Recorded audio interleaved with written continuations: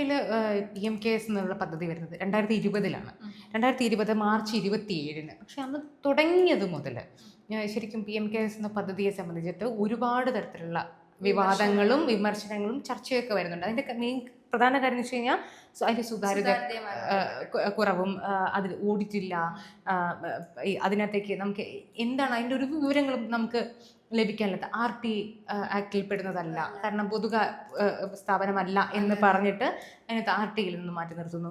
അങ്ങനത്തെ ഒരു തരത്തിൽ നമുക്ക് ഒന്നും പുറത്തു വരാനില്ല. ഇപ്പം ആകെ വരുന്നത് എന്താണ്, അന്ന് മുതൽ വരുന്നത് ഈ കണക്ക് വിവരങ്ങളാണ്. അതായത് ചെലവ് എത്ര കിട്ടി, എത്ര ചെലവായി, ഇതാണ്. അതായത് ഓപ്പണിംഗ് ഇത് ഇത്ര, ബാലൻസ് ഇത്ര, ക്ലോസിംഗ് ബാലൻസ് ഇത്ര, അതിൻ്റെ ഇടയ്ക്ക് വന്നിട്ടുള്ള ചെലവുകൾ, ഇത് തിരിച്ചു കിട്ടിയത് എത്ര, റീഫണ്ട് എത്ര, ഇത്രയും കണക്കുകളാണ് നമുക്ക് കിട്ടുന്നത്.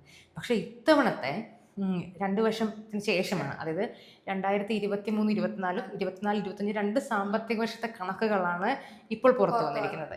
ഈ പുറത്തു വന്ന കണക്കിൽ ഉൾപ്പെടെ നമുക്ക് സത്യത്തിൽ ഞെട്ടിക്കുന്ന ഒരു വിവരങ്ങളാണ്. കാരണം കോടിക്കണക്കിന്, അതായത് കോടാനുകോടിക്കണക്കിന് രൂപ കയ്യിൽ വച്ചിട്ടും വളരെ തുച്ഛമായ തുക മാത്രമാണ് സർക്കാർ ശരിക്കും അർഹതപ്പെട്ട ആളുകളിലേക്ക് കിട്ടിയിരിക്കുന്നത്. അതും PMKS ഫോർ ചിൽഡ്രൻ എന്ന പദ്ധതിക്കാണ് ഇത് കൂടുതലും. അപ്പം ആ പദ്ധതിയാണ്. എന്നാൽ ഇത്രയും കുട്ടികൾ ആവശ്യക്കാരായിട്ട് വരികയൊക്കെ ചെയ്യുമ്പോഴാണ് സർക്കാർ ഈ 88 ലക്ഷം മാത്രമാണ്. അതായത് എത്രയാണ് കയ്യിലുള്ളത്, എത്രയാണ് 8000-ലധികം കോടി, 8500 കോടിയിലധികം രൂപ കയ്യിലുണ്ടായിട്ടാണ് കുട്ടികൾക്ക് 88 ലക്ഷം. ഈ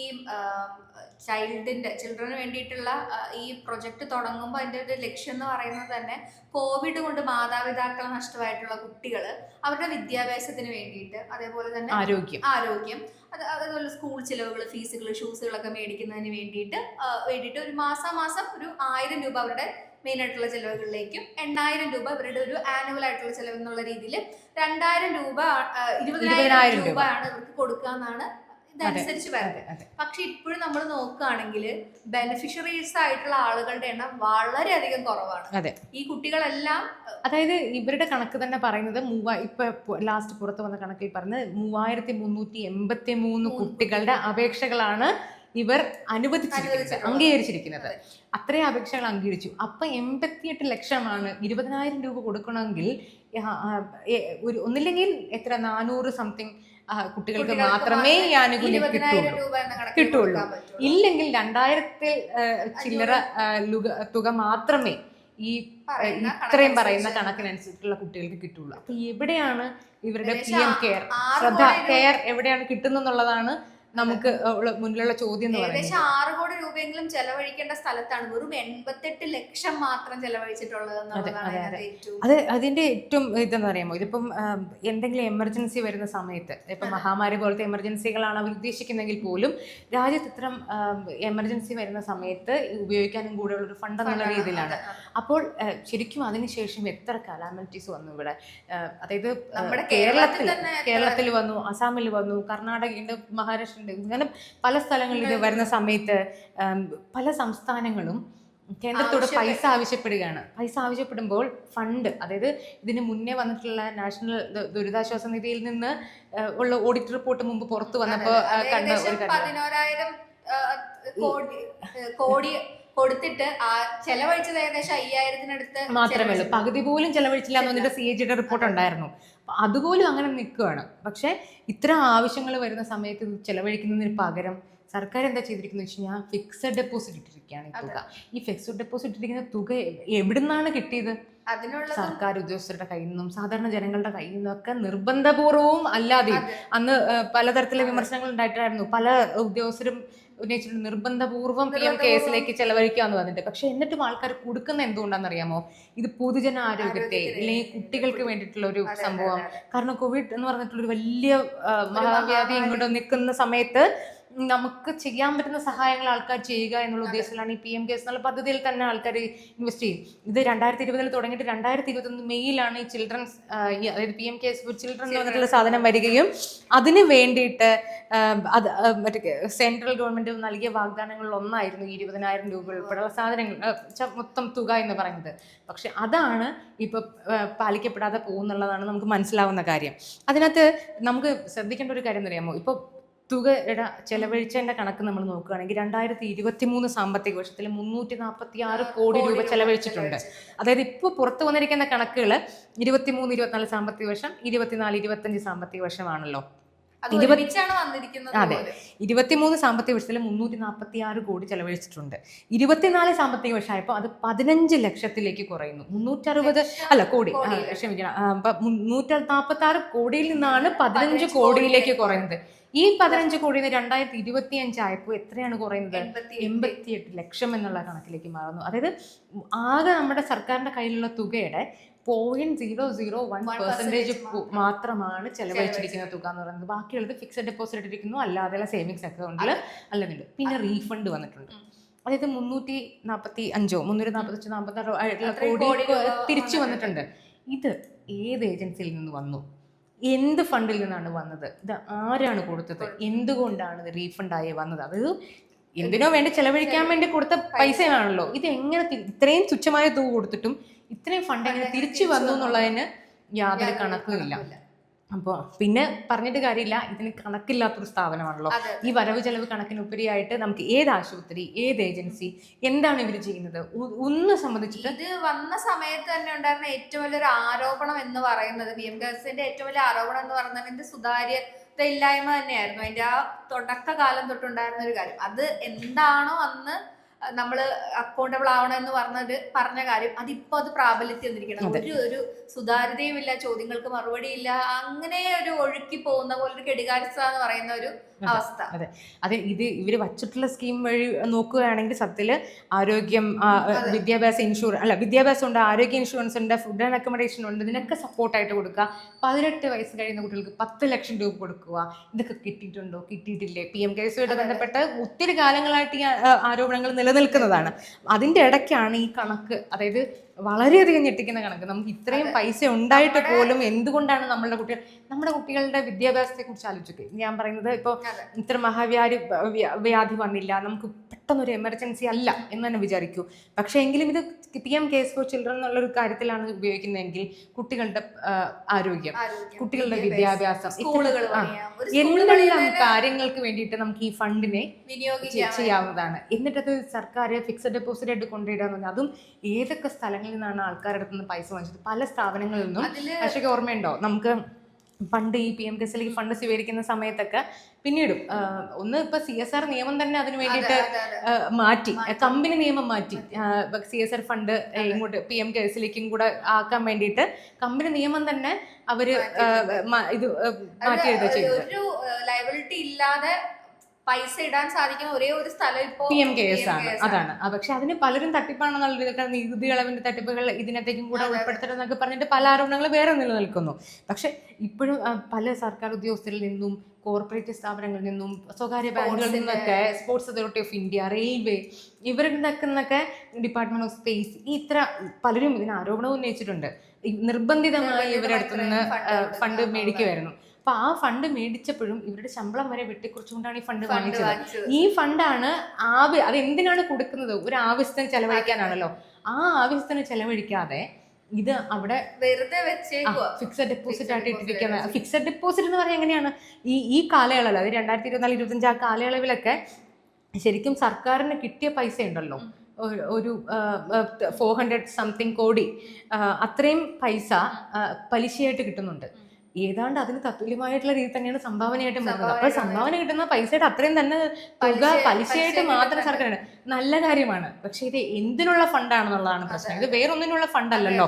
പക്ഷെ ഇതിന്റെ പ്രശ്നം എന്ന് വെച്ച് കഴിഞ്ഞാൽ, ഇപ്പോൾ ദേശീയ ദുരന്ത നിവാരണ അതോറിറ്റി, അതിനകത്താണല്ലോ ഇപ്പോൾ ഇതിന്റെ ഫണ്ടിന്റെ പകുതി പോലും ചെലവഴിക്കുന്നില്ല എന്നുള്ളൊരു ആരോപണം വന്നത്. കേരളത്തിൽ ഡിസാസ്റ്റർ നേരിടുന്ന സമയത്തും നമുക്ക് ചെലവഴിക്കാൻ വളരെ തുച്ഛമായിട്ടുള്ള പൈസകളാണ് അവര് തന്നിട്ടുള്ളത്. അതെ അതെ, പ്രകൃതി ദുരന്തങ്ങൾക്ക് വേണ്ടി മാത്രമായിട്ട് 11,474 കോടിയായിരുന്നു ശരിക്കും NDRF മാറ്റി വെച്ചിരുന്നത്. അതിന്നും 5,356 കോടി രൂപ മാത്രമാണ് ചെലവഴിച്ചത്. അപ്പൊ ആ സമയത്തും അങ്ങനെയുള്ള സമയത്തും ഇതിൽ നിന്നെല്ലാം വ്യത്യസ്തമായി പൊതുജന ആരോഗ്യ മേഖല കൂടെ ശക്തിപ്പെട്ട ഇത് ഉപയോഗിക്കപ്പെടും എന്നുള്ളത് കൊണ്ടാണ് ജനങ്ങളും സർക്കാർ ജീവനക്കാരും ഉൾപ്പെടെയുള്ള ആൾക്കാർ ഇതിന് ഫണ്ട് ചെയ്യാൻ പോലെ തയ്യാറായിട്ടുള്ളത്. ഇനിയിപ്പോൾ അതിന്റെ വേറൊരു കാര്യം ശ്രദ്ധിക്കേണ്ടതെന്ന് വെച്ച് കഴിഞ്ഞാൽ, ഇപ്പോഴും കണക്കുകൾ കാണിച്ചിട്ടുള്ള പലതിലും നമ്മൾ നോക്കുകയാണെങ്കിൽ കൂടുതലും അതായത് ഈ തുടങ്ങിയ സമയം മുതൽ 2020 കഴിഞ്ഞ ശേഷമുള്ള ഈ വാക്സിനേഷൻ, കോവിഡിൻ്റെ സംഭവങ്ങൾ, ഓക്സിജൻ പ്ലാന്റുകൾ, അത്തരം കാര്യങ്ങൾക്കാണ് കൂടുതലും അന്ന് മുതൽ തുക ചെലവഴിച്ചായിട്ട്. അപ്പോൾ ബാക്കി ഒന്നും ഈ PMKSന്റെ ഭാഗമായിട്ട് വരില്ലേ എന്നുള്ള ചോദ്യമാണ്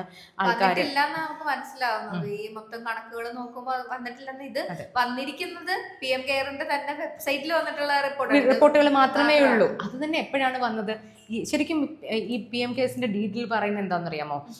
ഇത് ശരിക്കും ഓരോ വർഷാവർഷം ഇതിന് വരവ് ചെലവ് കണക്കുകൾ റിപ്പോർട്ട് ചെയ്യണമെന്നും ഇല്ലെങ്കിൽ അത് വെബ്സൈറ്റിൽ പബ്ലിഷ് ചെയ്യണമെന്നൊക്കെയുള്ളതാണ്, ഇല്ലെങ്കിൽ അത് പുറത്തു കൊണ്ടുവരണം എന്നുള്ളതാണ്. പക്ഷേ 2 വർഷമായിട്ട്, അത് 2 സാമ്പത്തിക വർഷമായിട്ട് ഈ കണക്കുകളൊന്നും പുറത്തു വന്നില്ല എന്നുള്ളതാണ്. അത് എപ്പോഴാണ് ചെയ്യുന്നത്? ഈ വർഷം ഓഗസ്റ്റിലാണ് കഴിഞ്ഞ 2 സാമ്പത്തിക വർഷത്തെ കണക്കുകൾ ഓഡിറ്റ് ചെയ്തത് തന്നെ. ആ ഓഡിറ്റ് റിപ്പോർട്ട് പുറത്തു വരുന്നത് ഈ ഓഗസ്റ്റിലാണ്. അപ്പം അതിനകത്ത് തന്നെയുണ്ട് ഒരുപാട് കാര്യങ്ങൾ. കാരണം അപ്പം എന്തുകൊണ്ടാണ് ഇവരിത് ചെയ്യാത്തത്? ഇത്രയും പണ്ടേ കണക്കുകൾ കിട്ടില്ല, വരവ് ചെലവ് കണക്കുകളാണ് ആകെ കൊടുത്തുകൊണ്ടിരുന്നത്. എന്തുകൊണ്ടാണ് ഈ സംഭവം വരാത്തത് എന്നുള്ളതാണുള്ള ചോദ്യം. ഇതിനകത്ത് ഏറ്റവും ഒരു നമുക്കത് ആലോചിക്കേണ്ട ഒരു കാര്യം, ശരിക്കും ഈ സാർക്ക് ആൻഡ് അസോസിയേറ്റ്സ് എന്ന് പറഞ്ഞിട്ടുള്ളൊരു ഓഡിറ്റ് ഗ്രൂപ്പ്, അതായത് പ്രൈവറ്റ് ഓഡിറ്റർ ആയിരുന്നു ശരിക്കും നമ്മുടെ PM നാഷണൽ റിലീഫ് ഫണ്ടിൻ്റെയും, അതായത് PMNRF എന്ന് പറഞ്ഞിട്ടുള്ള അതും അതിൻ്റെ കൂട്ടത്തിൽ ഈ PMKS എന്നുള്ള സംഭവവും ഓഡിറ്റ് ചെയ്തുകൊണ്ടിരുന്നത്. പക്ഷേ കുറച്ച് വർഷങ്ങളായിട്ട് ഇവരെന്താ ചെയ്യുന്നത്? 2024 ഇതങ്ങ് മാറി. അതായത് 2023-24 കണക്കുകളാണല്ലോ പിന്നെ വരേണ്ടത്. 2024 പിന്നെ ഇത് ചെയ്യുന്നത് KKC ആൻഡ് അസോസിയേറ്റ്സ് എന്ന് പറഞ്ഞിട്ടുള്ള കമ്പനിയാണ്. ഈ കമ്പനി ഇന്നേ വരെ ഓഡിറ്റ് റിപ്പോർട്ട് പുറത്തുവിട്ടില്ല എന്നുള്ളതാണ്. അത് എല്ലാ വർഷവും ചെയ്യേണ്ട സംഭവം ചെയ്യാതെ ആണ് അവർ ഈ 2026 ഓഗസ്റ്റിൽ വന്നിട്ട് ആ റിപ്പോർട്ട് പുറത്തുവിട്ടിരിക്കുന്നത്. പണ്ട് മുതലേ ഇതിനു വേണ്ടി ബാധിച്ചിരുന്നു. അതായത് ഇതിനകത്ത് വിവരങ്ങൾ സുതാര്യമാക്കണം, ഇത് RTIയിൽ ഉൾപ്പെടുത്തണം ഒക്കെ പറഞ്ഞുകൊണ്ടിരുന്ന ആൾക്കാരാണ് ലോകേഷ് ബത്രയും അഞ്ജലി ഭരദ്വാജും ഒക്കെ. അവരൊക്കെ ഇതിനു വേണ്ടിയിട്ട് വർഷങ്ങളായിട്ട് പോരാടിക്കൊണ്ടിരിക്കുന്ന ആൾക്കാരെന്ന് സുതാര്യതയില്ല എന്ന് പറഞ്ഞിട്ടുള്ള രീതിയിൽ. പക്ഷെ എന്നിട്ടും സർക്കാരിൻ്റെ നിയന്ത്രണത്തിലല്ല എന്ന് പറഞ്ഞിട്ടും ഇതൊരു പബ്ലിക് അതോറിറ്റി അല്ല എന്ന് പറഞ്ഞിട്ടുമൊക്കെ RTIയുടെ സംഭവത്തിൽ നിന്ന് മാറ്റുകയായിരുന്നു. പിന്നീട് ഇത് സുപ്രീം കോടതിയിൽ ഹർജിയായിട്ട് പോകുന്നുണ്ട്. RTIയുടെ പരിധിയിൽ പെടുത്തിയതുമില്ല. രണ്ടാമത്തെ ഇതിന് ഓഡിറ്റ് വേണ്ട എന്നുള്ളതും സുപ്രീം കോടതിയുടെ വിധിയും വന്നു. അതോടുകൂടി ഇത് സർക്കാരിന് പരിപൂർണമായിട്ടും അതല്ലേ. പക്ഷെ ഇത് ആരാണ്? പബ്ലിക്കിൻ്റെ അല്ല എന്ന് പറഞ്ഞു, പൊതുവായിട്ടുള്ള ഒരു സംവിധാനം അല്ല എന്ന് പറഞ്ഞാൽ എവിടെ നിന്നാണ് PMKSന്റെ പ്രവർത്തനങ്ങൾ നടക്കുന്നത്? അത് PMOയിൽ നിന്നാണ്, പ്രൈം മിനിസ്റ്റേഴ്സ് ഓഫീസിൽ നിന്നാണ് ഇതിൻ്റെ ഓപ്പറേഷൻസ് നടക്കുന്നതും ഇതിൻ്റെ കാര്യങ്ങൾ. അതവിടുത്തെ ഉദ്യോഗസ്ഥരാണ് ഇതിൻ്റെ കാര്യങ്ങൾ നോക്കുന്നത്. അപ്പോൾ പിന്നെ അത്രയും ക്ലിയർ ആയിട്ടുള്ളൊരു സംഗതി എന്തുകൊണ്ടാണ് ഓഡിറ്റ് ചെയ്യപ്പെടാത്തത് എന്നുള്ളൊരു സംഗതി ഉണ്ടല്ലോ. എന്നിട്ട് ഈ വരവ് ചെലവ് കണക്കിലുള്ള ഇത് കാണുമ്പോഴാണ് ആളുകൾ ചോദ്യം ഉന്നയിക്കുന്നത്. ഇപ്പൊ നമ്മൾ നോക്കുകയാണെങ്കിൽ നരേന്ദ്രമോദി സർക്കാർ കുറച്ച് കാലങ്ങളായിട്ട് ഇടപഴകുന്ന എല്ലാ കാര്യങ്ങളിലും തന്നെ ഒരു വിമർശനങ്ങളും നേരിടുന്നുണ്ട്. അതിൽ ഏറ്റവും പ്രധാനപ്പെട്ടത് തൊട്ടതെല്ലാം പാളിക്കൊണ്ടിരിക്കുകയാണ്. ജെൻസി പ്രൊട്ടസ്റ്റിന് ശേഷം മൊത്തത്തിൽ കുറച്ച് പണിപാളിയിരിക്കുന്ന ഒരു അവസ്ഥയാണ്. അപ്പൊ എപ്പോഴും നേരിടുന്ന ഒരു പ്രധാന പ്രശ്നം പലപ്പോഴും കെടുകാര്യസ്ഥത, അതേപോലെ തന്നെ സുതാര്യതയില്ലായ്മയാണ്. അപ്പം ഇത്രയും വലിയൊരു ഫണ്ട് കുട്ടികൾക്ക് വേണ്ടിയിട്ടും നാട്ടിലെ ഏറ്റവും കഷ്ടപ്പെടുന്ന മനുഷ്യർക്ക് വേണ്ടിയിട്ട് ഫണ്ട് രൂപീകരിക്കുകയും അതിനു വേണ്ടിയിട്ട് നാട്ടിലെ ജനങ്ങൾ തന്നെ അത്രയും വലിയൊരു ഇൻവോൾവ്മെന്റ് തുക ഷെയർ, അതായത് ദൈനംദിന ജീവിതത്തിൽ നിന്ന് കിട്ടുന്ന അവരുടെ ശമ്പളത്തിന്റെ ഒരു ഷെയർ ഒക്കെയാണ് പലപ്പോഴും കൊടുത്തിട്ടുണ്ടായിരിക്കും. അത്രയും വലിയ ഒരു അത്രയും നിക്ഷേപങ്ങൾ അടങ്ങിയിട്ടുള്ള ഒരു പണം ആർക്കും ഉപകാരമില്ലാതെ വെറുതെ അക്കൗണ്ടിൽ ഇരിക്കുകയാണെന്ന് പറയുന്നത് വളരെ ശരിക്കും ഇതിന് സർക്കാർ അക്കൗണ്ടബിൾ ആണ്. കാരണം ഈ തുക എന്ത് ചെയ്തു എന്ന് അറിയാൻ നമുക്ക് ഫിക്സഡ് ഡെപ്പോസിറ്റ് കിട്ടും. പക്ഷെ എന്തുകൊണ്ട് അങ്ങനെ അർഹരായവർക്ക് കൊടുക്കാതെ എന്തുകൊണ്ടാണ് ഈ തുക മാറ്റിവെച്ച് നിങ്ങൾ ഇനിയൊരു എമർജൻസി വരാൻ ഞങ്ങൾ കാത്തിരിക്കുകയാണ്, ഇനിയൊരു രോഗം വരാൻ ഞങ്ങൾ കാത്തിരിക്കുകയാണെന്ന് പറയുന്നതൊന്നും ലോജിക്കൽ ആയിട്ടുള്ള റീസൺ ആണ്. നമ്മുടെ നാട്ടിലെ പ്രശ്നങ്ങളില്ലെന്നല്ല, അതിനുശേഷം എത്രയോളം ഡിസാസ്റ്റേഴ്സും നാച്ചുറൽ കലാമിറ്റികളും കണ്ടൊരു നാടാണ് നമ്മുടെ. അപ്പോഴൊന്നും ചെലവഴിക്കാതെ ഈ പണം എന്തിനു വേണ്ടി സേവ് ചെയ്ത് വെക്കുക എന്നുള്ളൊരു ചോദ്യമാണ് അതിനകത്ത് വരുന്നത്. ഇപ്പൊ പറയുന്ന ഈ കുട്ടികൾ തന്നെയാണെങ്കിലും യഥാർത്ഥ കണക്കുകൾ നോക്കുകയാണെങ്കിൽ ഇപ്പൊ 20,000 രൂപ വെച്ച് കൊടുത്തിട്ടുണ്ടെന്ന കണക്ക് നോക്കുകയാണെങ്കിൽ തന്നെ ഏകദേശം 400-ലധികം കുട്ടികൾക്ക് മാത്രമേ 20,000 കിട്ടിയിട്ടുള്ളൂ.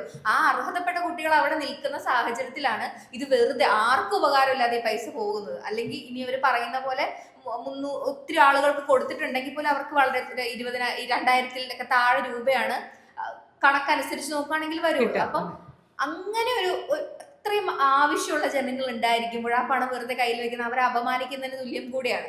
അപ്പോൾ ഇത്തരത്തിലുള്ള കാര്യങ്ങൾ ഉണ്ടാകുന്നത് പക്ഷെ എന്താണെങ്കിലും പ്രതിപക്ഷം ഈ വിഷയം ഏറ്റെടുത്തിട്ടുണ്ട്. പക്ഷെ ഇപ്പം മോദി സർക്കാരിന് ഇച്ചിരി കൈപൊള്ളിയിരിക്കുന്ന സമയം കൂടി ആയതുകൊണ്ട് ഒരുപക്ഷെ ഈ വിഷയവും പൊങ്ങി വന്നേക്കാനുള്ള സാധ്യതയുണ്ട്. കാരണം ഇത്രയും കാലം ചോദ്യം ചെയ്യാൻ പോലും ആർക്കും ധൈര്യം ഉണ്ടാവില്ല. ധൈര്യം ഉണ്ടെങ്കിലും ആരും ചോദിക്കില്ല. PMKS എന്നുള്ളൊരു നിലപാടായിരുന്നു. പക്ഷെ ഇപ്പം അതിൽ നിന്നൊക്കെ മാറിയ ആളുകൾ ഈ ഫണ്ട് എവിടെ പോയി, ഈ ഫണ്ട് എന്തിനായിരുന്നു എന്നൊക്കെയുള്ളത് കൃത്യമായി ചോദ്യങ്ങൾ ചെയ്തു. മറ്റേത് അത് ചോദ്യം ചെയ്യുന്നവരെ വിദേശ ഫണ്ട് വാങ്ങിക്കുന്നവരെ നാക്കുകയും അർബൻ നക്സലുകളെ നാക്കുകയും അല്ലാത്തുള്ള പലതരത്തിലുള്ള കുറെ കാര്യങ്ങൾ ചാർത്തി കൊടുക്കുകയൊക്കെ ചെയ്യുമായിരുന്നു ഇവർക്ക്. പക്ഷെ ഇപ്പം അതിൽ നിന്നൊക്കെ മാറിയിട്ട് ചോദ്യം ഉയർന്നു വരുന്നുണ്ട്. ഒരുപക്ഷെ ഈ വിഷയവും ഉയർന്നു വന്നേക്കാം അടുത്ത ദിവസങ്ങളിൽ എന്നാണ് ഞാൻ അർഹതപ്പെട്ടവരിലേക്ക് സ്റ്റേറ്റിന്റെ അല്ലെങ്കിൽ നമ്മുടെ ഗവൺമെന്റിന്റെ വിഹിതം എത്തുക എന്ന് പറയുന്നത് അത് അവരുടെ ഒരു അവകാശം തന്നെയാണ്. അത് അവർക്ക് കിട്ടേണ്ടത് അത്യാവശ്യമാണ്. അത് ഉണ്ടാകുമെന്നും നമുക്ക് പ്രതീക്ഷിക്കാം.